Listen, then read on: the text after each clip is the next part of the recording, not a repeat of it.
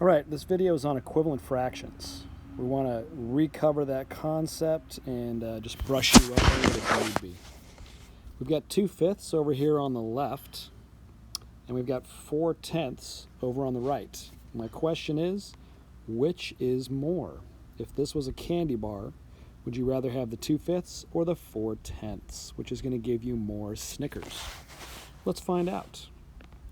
Okay, from the last video, we saw how we can conceptually draw a fraction as a candy bar. So we're going to do that.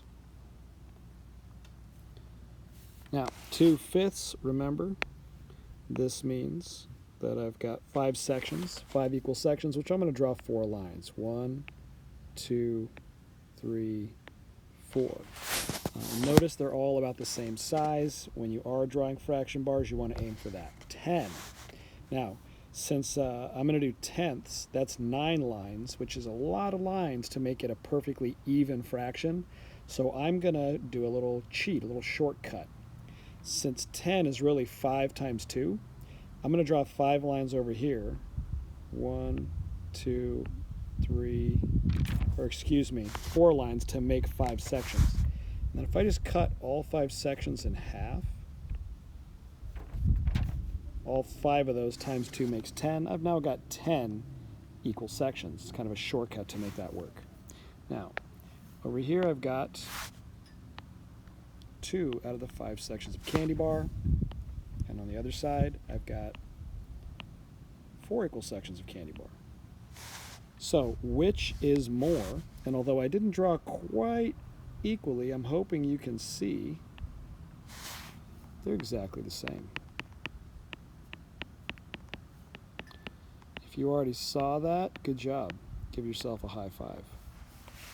So it turns out that 2/5 and 4/10 are the same amount, and that means we can write fractions in a number of different ways that equals the exact same amount of candy bar. Okay? We could even continue writing 2/5, 4/10.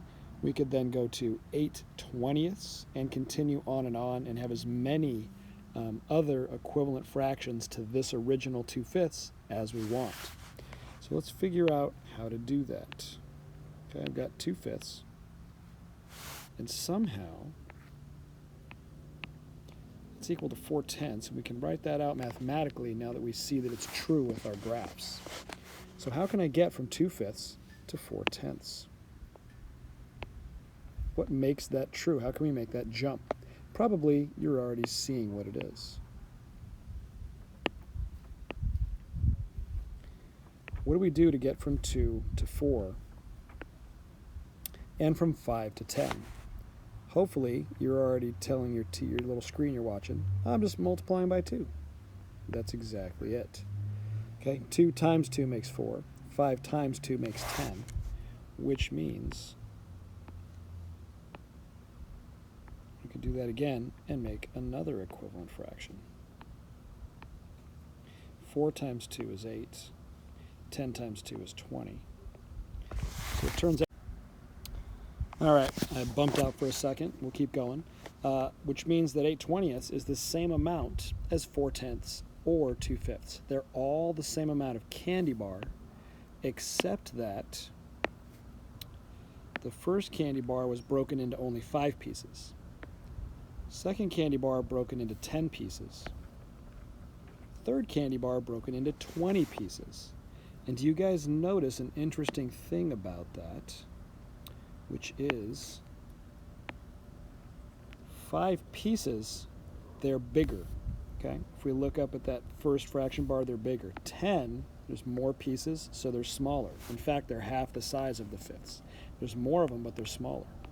And 20, there's a whole bunch more pieces, so they must be really tiny pieces to fit 20 whole pieces into one candy bar.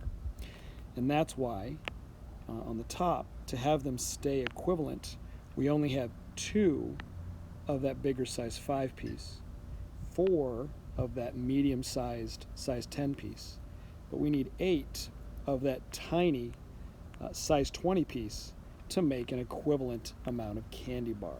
Okay? Let's go screen here. So the trick is if we pick something new like 3/5 I want to write an equivalent amount to that. What would that be? And the trick is that we can multiply. And 2 isn't the magic number. It can be any number. We can make it 4. 3 times 4 is 12. 5 times 4 is 20. And if we drew out those fraction bars, they would be exactly the same amount. I'm not going to do that. Okay, there's 3/5. And right about there, if we drew out all 20ths and we colored in 12 of them, we'd have the exact same amount of candy bar after we drew in all those pieces, which we're not going to mess with. All right, so one key to making an equivalent fraction, the same amount of candy bar, is to multiply. And you can multiply by any number as long as it's the same number. But it turns out, let's go 12 over 20 and go the other way. You can also rewrite 12/20ths into an equivalent form where the numbers are smaller, so it's equivalent, but we're using a different method. How could we go from 12/20ths back to 3/5? This is a major concept in math that we use all the time. Think about that. What are you doing to make that 12 turn back into 3 or that 20 turn back into 5?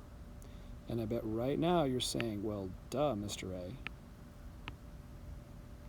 I'm just going to divide. And it turns out I'm going to divide by that same number.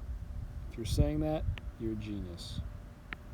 Okay, so it turns out if I divide by 4, 12 divided by 4 is 3. And the same on bottom, 20 divided by 4 makes 5. And that's another equivalent way to write fractions. If we were to write that out, we would say to multiply or divide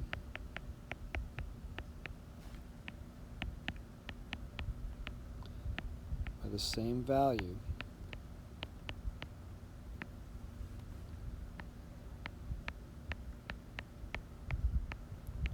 produces an equivalent. That means the same amount, the same size equivalent. I gotta sound that out.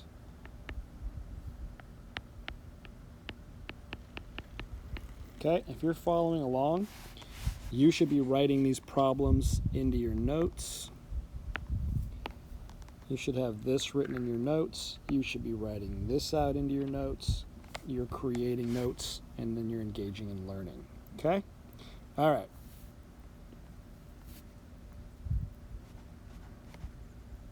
Here we go.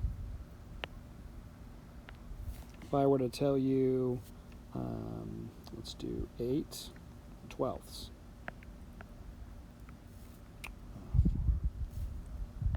And ask you, could you write 2 equivalent fractions smaller than that and 2 equivalent fractions larger than that? When I say larger, I mean you can multiply those 2 values, the 8 and the 20, and the numbers will get bigger, but it's of course the same amount of candy bar. Or over here, you can divide out some common factor. What can you divide out of both 8 and 12?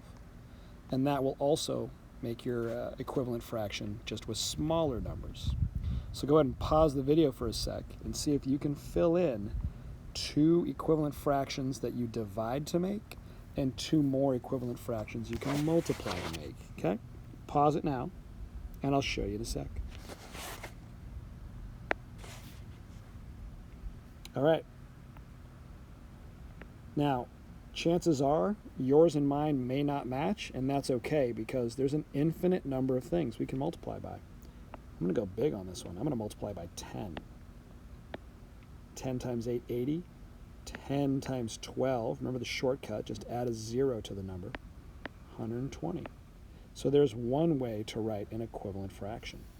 And then I'm actually just going to go equivalent on the one I already made. I can do that too. I'll just double it. Times 2 with the 80 is 160.